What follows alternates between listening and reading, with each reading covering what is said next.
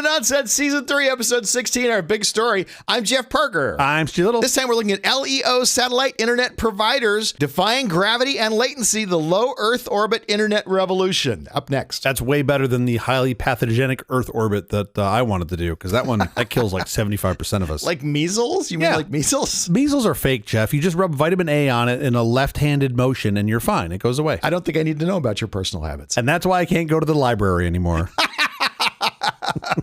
Oh my God. Okay. Cured myself of measles. Satellite internet. Here we go. Let's do it.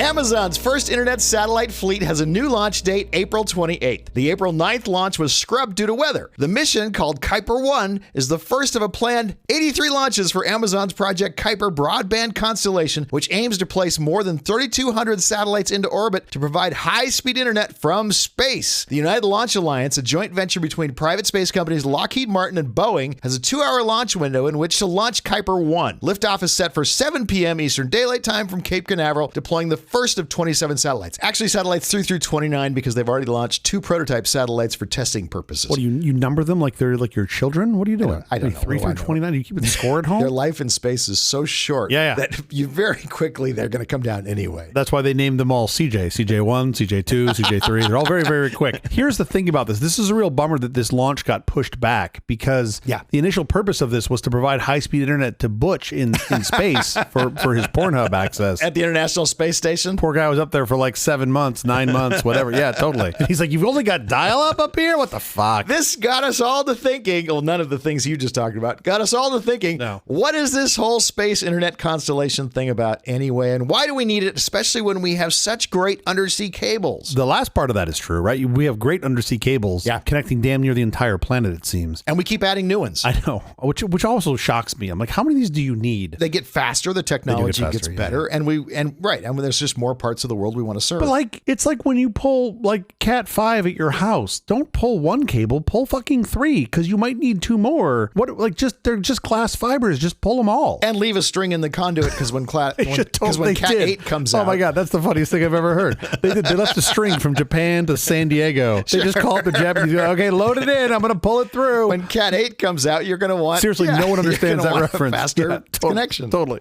My God, there's one long string that goes from San Diego to Japan, and then every now and again, because the Japanese are jokesters, instead of tying another fiber cable, they'll put like a fish on it, and you pull it through, and it's just like a fucking tuna. And you're like, well, thanks. This isn't exactly what I wanted. Oh, that's really funny. That no one's gonna get. Last mile is where we fall down all over the planet, especially in the U.S. more so than I would like to see. Yes, this is the connection from your home to some internet provider, and it's kind of nuts. I mean, you're looking at look at a place like California, where we've got 34, 35 million people. Certainly, a large number of them are in a rural area, but the vast majority are in fairly urban or suburban areas. California defines high-speed internet as 25 meg down, 3 meg up. Which I'm so embarrassed about. Of all the states. I know. We'll write a strongly worded letter. We'll get Gavin to bring the number up. But right now it's 25.3 is their definition of this. And even at 25.3, which I think you and I and most of our listeners would agree is a pretty low high-speed internet number, only 26% of the population in California has the choice of more than one provider for wireline technology. That is a really low number. Zero competition. You can charge whatever you want. Exactly. And that's problematic. Worldwide, we have pretty good internet access at large. You've got about 2 out of 3 people in the world have internet access in some form. That's great. Mm-hmm. But a big chunk of that is wireless, specifically non-directional mobile hotspots. As of a couple of years ago, 2020, 63% of rural households on the planet worldwide lacked internet access because of infrastructure requirements. 2 out of 3 households did not have a high-speed internet connection that was sort of terrestrial and durable. That's disappointing. Yeah. This is where satellite internet constellations could fill that gap, because they don't have a terrestrial wired or wireless solution. And if you look at the deployments on these, and this is part of why I thought it was interesting for us to talk about it today, most people know Starlink, or at least know of Starlink, and we're certainly going to talk about that. Sure. But there are other providers, right? The one you mentioned based on this launch, the Kuiper 1 from Amazon. Ontario, Canada wanted to get rid of theirs because they're upset with Elon Musk. They wanted to get rid of their Starlink. Yeah. Kuiper's not ready for use. Not yet. There are other companies besides these. We can talk about other systems. Yes. But for now, Kuiper there's nothing you can buy at Kuiper. There's nothing there yet. And also Canada said while they want to get rid of the Starlink system, they want to wait until after the hockey playoffs are over because they might want to stream some of that. Good. Like, can we just wait till June? Because they got like 4 teams right now. 4 Canadian teams are in the playoffs. I'd like to see. So we were talking about satellite internet constellations, right? Sure. Internet via the sky, via satellite, is not a new thing. We have done this previously. We have existing systems, but they were very expensive and typically very slow. You did not have a lot of bandwidth. Most of those were at a much higher altitude, right? So they were either in a geostationary orbit or just below a geostationary orbit. So for just perspective, round numbers, geostationary Earth orbit's around 36,000 kilometers high. Okay. And it has to be there because you can't stay in orbit at the same spot over the planet if you're at any other altitude. You have to be at that altitude. The rate of it falling towards the Earth is the same at the rate at which it escapes the Earth. Yes, gravity versus speed. And not the get on or get off kind of speed, the other speed. Yeah, but 36,000 kilometers. Yes. Medium Earth orbit, somewhere between 35 and 2,000 kilometers. 5,000 to 20,000 is typically what we consider that. But yeah, in between. And then LEO, the stuff we're going to talk about today, much, much closer. 500 to about 1,200 kilometers. Medium Earth orbit means you're going to be orbiting the Earth about every day, once a day. No, that would be geostationary orbit. No, geostationary means you never orbit. You are always in sync with the Earth. Oh, sorry. You're thinking about, GPS is in medium Earth orbit typically. Secure communications are typically in medium Earth orbit. The way we would normally say that, so you're gonna circle the globe about every 12 hours, give or take. Kuiper is in low Earth orbit. Yes, is in low Earth orbit. It's zipping around the Earth about every 90 to 120 minutes. Yes. Yeah, super fast. So it's doing 12 to 16 orbits per day. Yes. Yeah, something like that. So the problem with this is 7 kilometers per second. If you put, Rain Man, we good? How many toothpicks? Are we okay? How are we doing? So the problem with this, which should be obvious to folks who are still awake after the daddies just yelled at each other, is that if you have just one satellite in LEO, it's only overhead and visible to you for a very brief period of time, because then it's going to be flying around the Earth. A blip, sure. So you need many. And this is what makes these LEO constellations work, is you need to put up many, many satellites so that you always have coverage. If you look at Starlink's website right now, they have 7,086 satellites, and of that, 7,052 are operational. Yes, but the FCC has already granted them permission for 12,000 satellites. That's crazy. They filed paperwork with an international regulator for up to 30,000 additional spacecraft. You are talking about tens of thousands. Now, this necessitates a couple things. One, you got to be able to build them inexpensively because they have a relatively short lifespan. You're talking about on the order of about 5 years. Yeah, 5 to 10 years. Because you got to amortize over that time period. Two, you got to be able to lift the shit cheap. You got to get it into space as inexpensively as possible. I don't know current numbers, but I'm pretty sure SpaceX is still leading the charge in cost per kilogram to get it into space. Yeah. When you've got a relatively cheap cost to put these things into space, now this starts to become attractive because you can put this stuff up a lot easier. Of course, people having more dependency on the internet helps too, because then you have more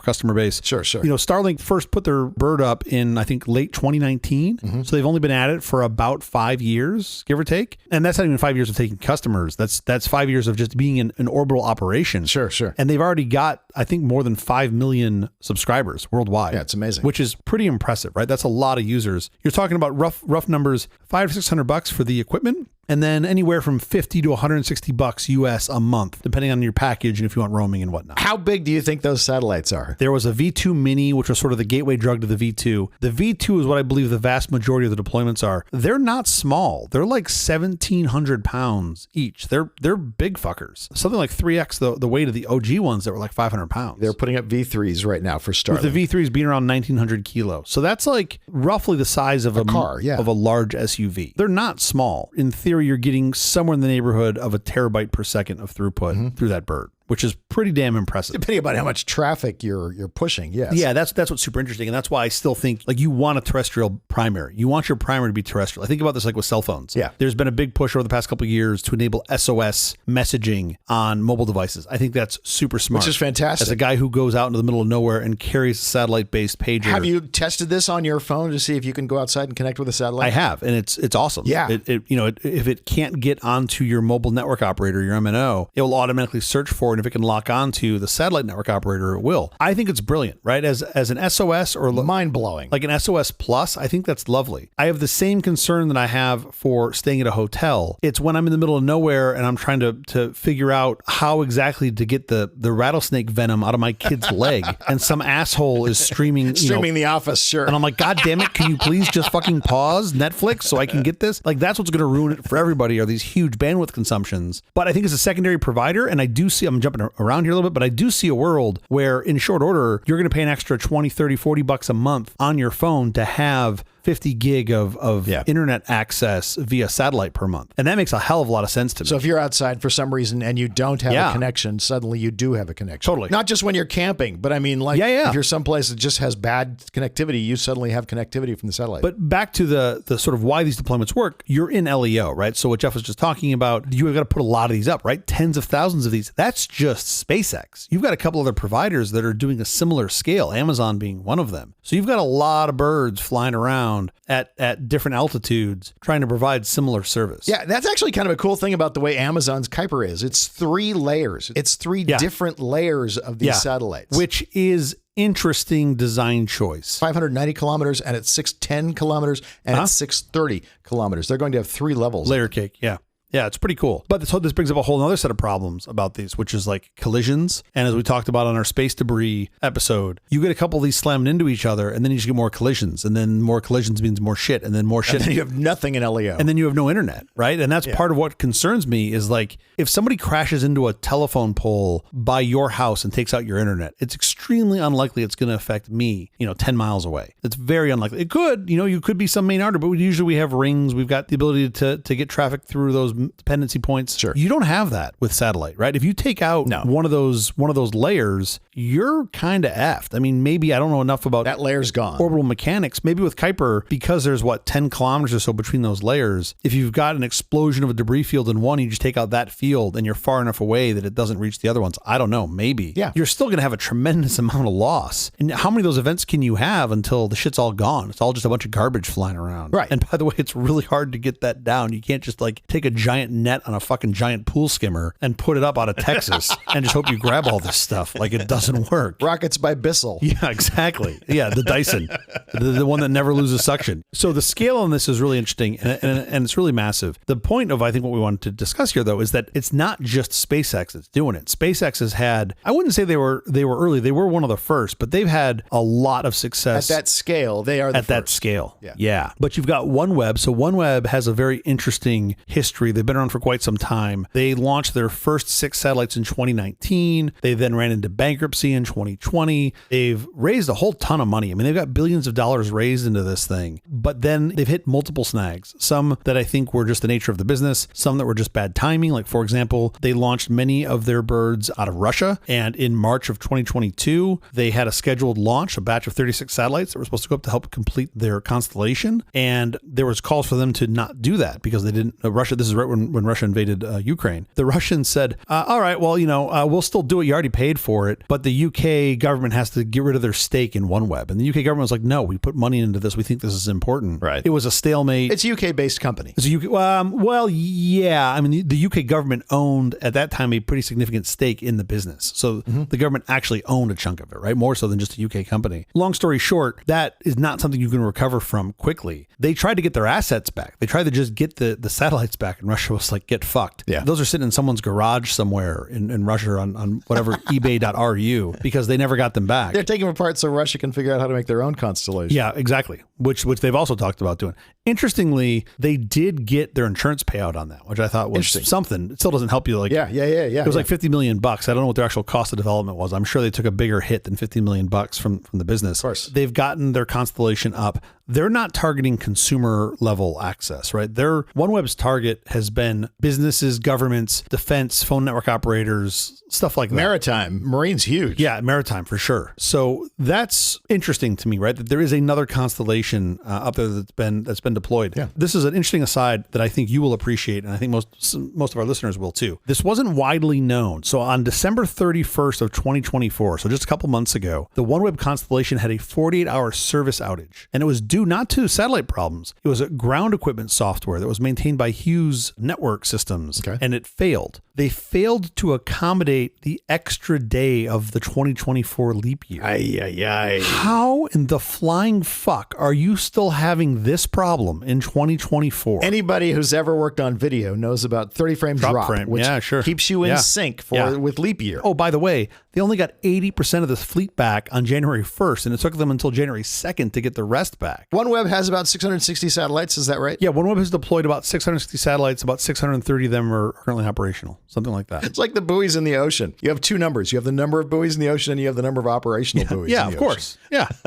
Yeah, that's our old number. But OneWeb's super interesting. They're still about an order of magnitude behind Starlink in terms of scale, but they have a deployed constellation that works. System. It actually pretty works. Cool. Right. 150 megabytes per second. I'm pretty confident also that Amazon is going to succeed with their Project Kuiper. I'm pretty sure that. Of course they are. Well, I'll tell you where I'm a little hesitant is part of their grant from the FCC is that they've got to have half of their fleet deployed by the end of July 2026. That's a year away. Which they will. You watch. Obviously, launch windows are a challenge. That's the thing, right? I mean, you're not leaving a lot of room for error. They've bought commitments for like 90 plus some launches, which is great. Yeah. Some of those, ironically, are on SpaceX equipment, right?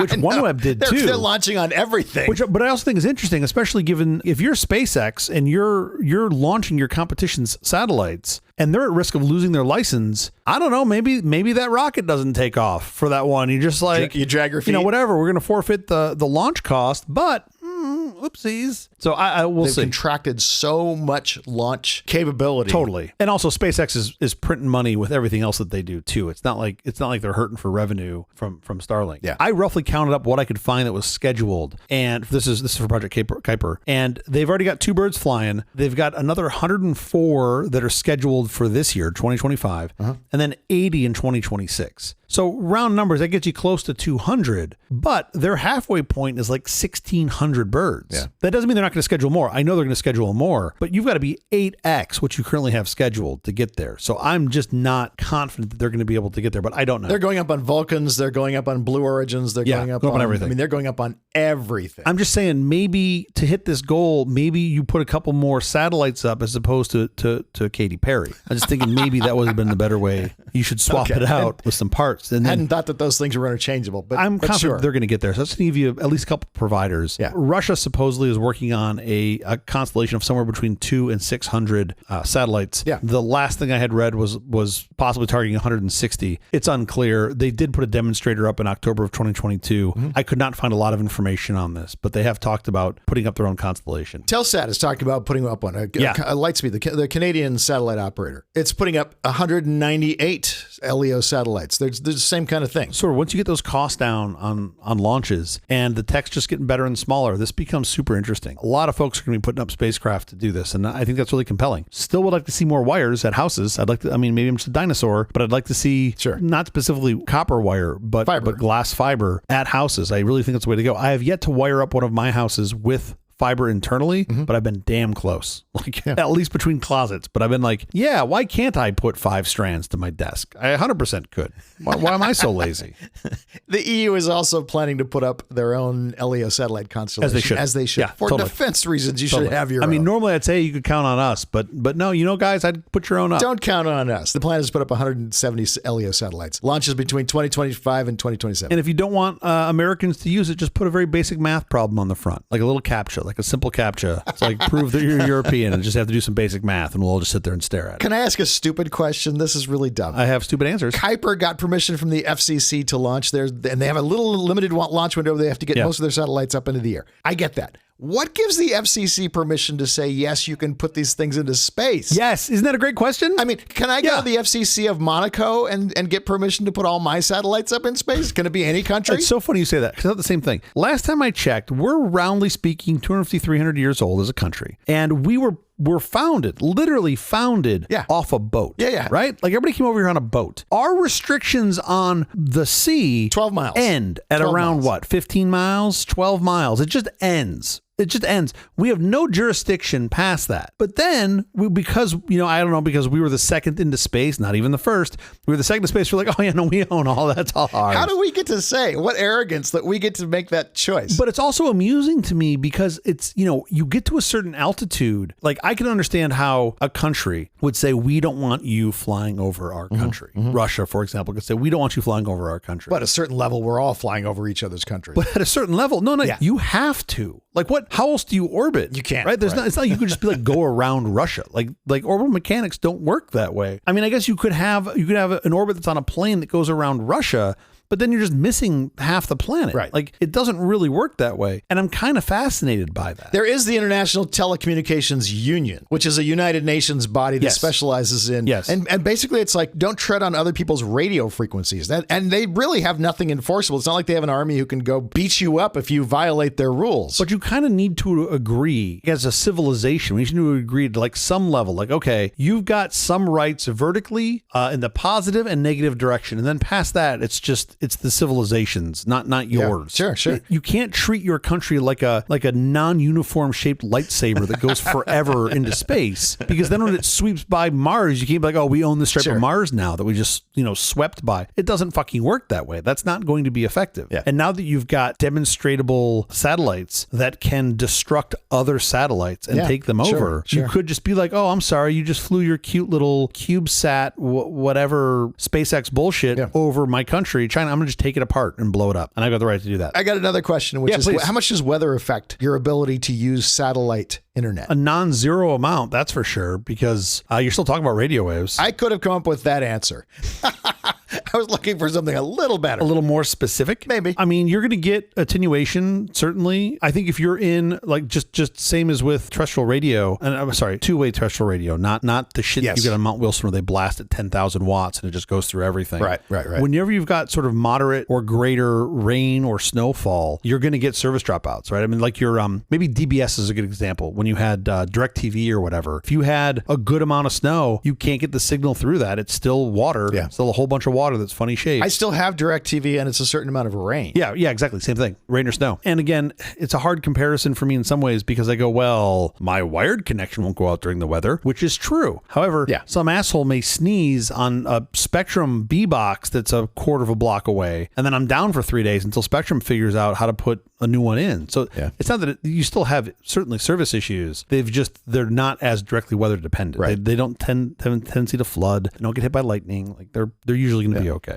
It's more like wind. I think wind, tree branches falling on poles, that's bad. People cutting wires accidentally with backhoes, like that's the kind of stuff that you see. And I think those are far less often than rain, even in Southern California where it never rains. My internet goes out all the time because people are doing construction on every block here. Yeah. And that, for whatever reason, knocks my internet out all the time. Okay, so here's what's nuts about these, though, talking about some advantages of them being the LEO internet constellations. You're generally speaking going to be relatively low latent. SpaceX has published some numbers on this. It hasn't really been studied super well that I know of, but they've been working on pushing that number down. Their goal is to get to 20 milliseconds of median latency with minimal packet loss. They're already around 33 milliseconds, which I think is great. I mean, that really is fantastic. I think 25 has been seen in the wild. I mean, they're close. But that's 33 during peak usage, not just like 3 a.m, no one's on, but the Pornhub guys. That's during peak usage, which I think is great. Yeah. Their worst case peak usage they reported, so this is the 99th percentile, so sort of not all of the bad, but pretty much all of the bad. Their worst case is 150 milliseconds, which is still usable. Still great. Right? That's not going to be the best experience, but it still works. 150 milliseconds is way better than no traffic. Yeah. I'm pretty impressed by that. Outside the US, they've seen median latency reduced by about 25%, which is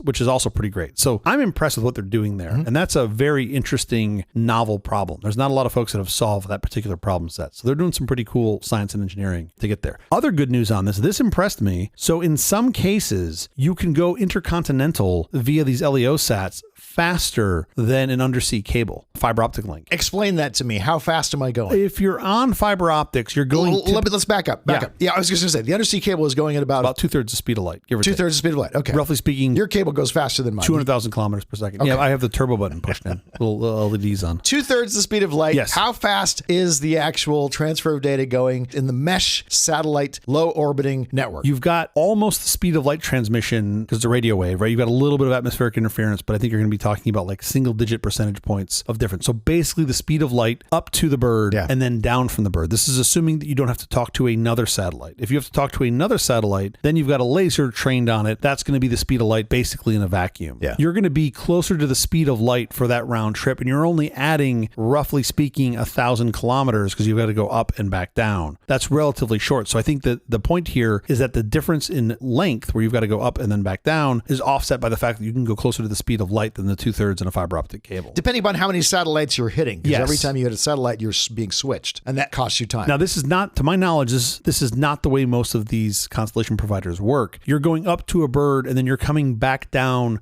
at the closest ground point to the bird, not where the traffic is destined. Yeah. My understanding is that you're trying to keep your in-space traffic to a minimum. congestion to a minimum. So you want to get it back down as soon as you can and then rely on the public switched internet for your transit from there. They could certainly change that. There's no reason they couldn't put routing algorithms in these things. And maybe they have. I just haven't seen any reports on this that they've done it, but I could see that in the future. Your limiting factor is still going to be bandwidth. Yeah. And I think that's the biggest problem is those cables, you can saturate with a hell of a lot more bandwidth than you can on satellites. So maybe for some subset of people that actually benefit from shaving off a couple milliseconds, those would be like high frequency traders, Sure. maybe gamers, like professional competitive gamers might benefit from single digit milliseconds. I don't know if that's actually true or not, but they could. I don't know who else benefits from such small latency reductions. I'm impressed that there is a potential world here where you can have less latency going up to a bird and coming back down than a cable point to point. That's pretty impressive. Yeah. That's some of the good news. You have bad news, pollution. You've got many forms of pollution. The one that I think a lot of folks are familiar with and talk about is light pollution. Yeah. And if you have seen these trains, especially after they're deployed, these train of satellites, my first thought is, wow, that's really cool. Very shortly after I finish that thought, my second thought is, oh, that's fucking terrible. We've ruined the night sky. Wait till everybody gets theirs up. I Yes, mean, right now, exactly. Starlink is up.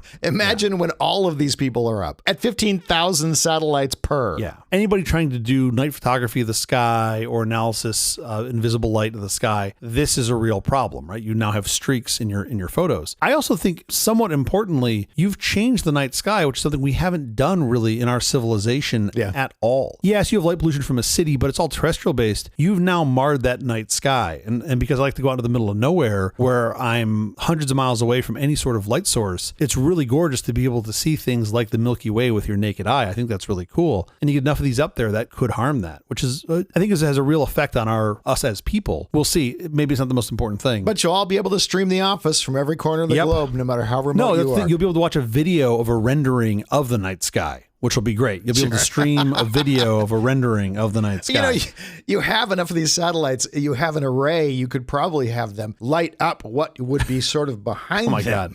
This is basically like a super expensive version of like a WS2815 LED array. Yeah, it's a big screen. It's make a big them all curved blue. screen. Uncle Elon, make them all blue. And they all fucking turn blue. Make them all red. It turns them all red. That would be great. I'd sign up for that. What about Coca-Cola ad? Yeah, there you go. There's your. It's a drone that's where it's show. coming. Yep, exactly. Like the ones that fly through the sky and they change the letters as they fly. All right, we have to get out of here real quickly. Before we do, have you seen or read anything good this last week? Yeah, okay, switching gears from satellites to something a little more rooted on Earth. I watched earlier this week on Monday night, Game 1 of the LA Kings and the Edmonton Oilers series, which, by the way, I was invited to and I didn't go, and I'm now regretting that. Sure. At one point, the Kings were up 4-0 late in the second period. The game was pretty much over. I almost turned it off. Good thing I did not. Okay. The Oilers fought back. They were within 2 goals midway through the third. Like, it wasn't looking great for them, but they had definitely fought back. It was 5-3. And then the unthinkable happened. In a span of 36 seconds, with an empty net on both goals, they scored twice while their goaltender was pulled, which was nuts. Now it's tied. And you're like, fuck, if the Kings can make it to overtime, that's going to be a win. Like, because now the momentum has swung. And then with 33 seconds left, will look to be a broken play. The Kings get the worst, softest, saddest shot of this fluttering puck. And literally, as he shot it, I said out loud, oh, that's not going to do it, guys. And the puck just like lobbed up and went over the goaltender's shoulder into the net. And it was a goal. And it was incredible. I mean, that's awesome. Look, I'm a Kings fan second. I'm a Wings fan first. I get it. I get really excited for the Wings. But it was such an exciting moment because hockey really is, I think, the greatest sport, especially in playoffs, that I literally yelled. And I'm like, I'm sure all my neighbors woke up because I was so excited to see that. Sure. I have not yelled that loud since the Dodgers pulled off the 5-0 comeback against the Yankees last year. Sure.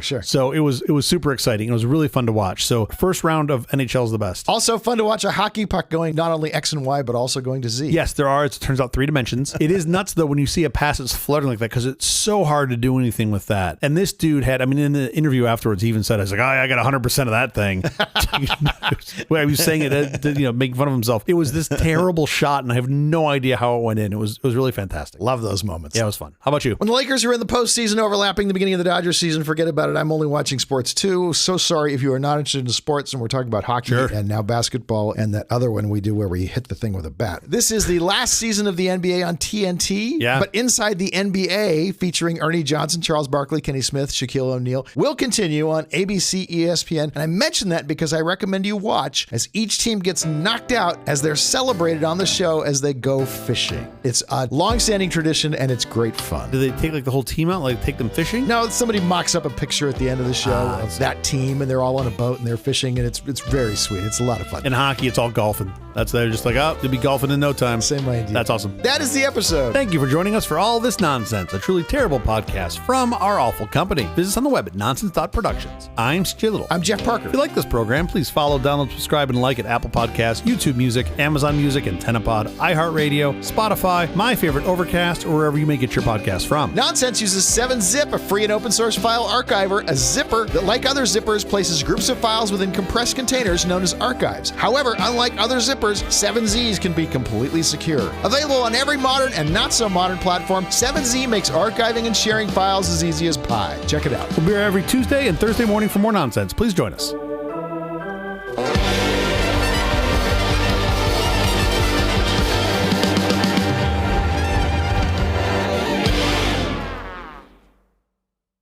Do you like pie? Blueberry pie? I love pie. I love me some pie. That's good. All right, let's go have some pie. Apple pie? Top 3 pies. Top 3 pies. Go. Blueberry, and blueberry. Come on. Pick 2 more. Are there other pies? Peach. Oh. Peach pie? Ooh, wow. Peach pie. Isn't that a peach cobbler? Is there a peach pie? There are cobblers and there are pies and there are crumbles. Don't confuse the 3. I already have. Blueberry? Wait. Blueberry, peach. peach. No. Blueberry's off my list. Coconut cream, banana cream, apple. No. Yeah. No. Chocolate pudding pie. I'm not even coming over.